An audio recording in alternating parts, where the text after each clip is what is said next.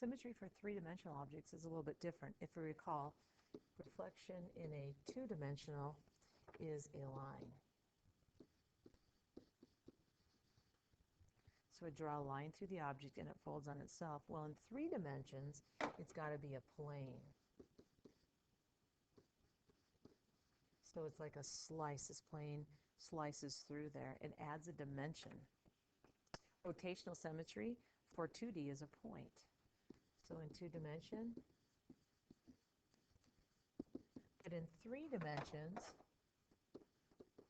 that point turns into a line. So we'll be looking at some different three-dimensional objects and looking at how we put a line through the center of it and rotate it around. That's kind of a big thing in calculus when we start to make three-dimensional shapes. Tessellations. Tessellation is a repetition of a shape.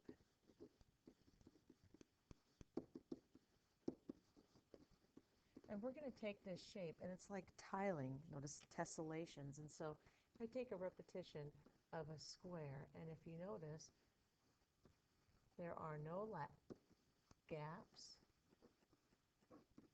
no overlaps. So these things line up exactly. There's no gaps and no overlaps. And we'll be looking at that as an exploration. We're making some tilings.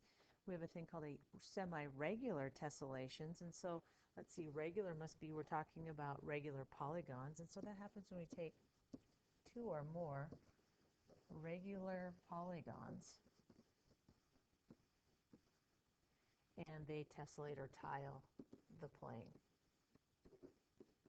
We'll be looking at some pictures of this. But if you're going to tile your bathroom, you might take pentagons and line them up and see that there are no gaps, meaning they butt up right next to each other, and there's no overlaps. They don't have to sit upon each other to fill the space.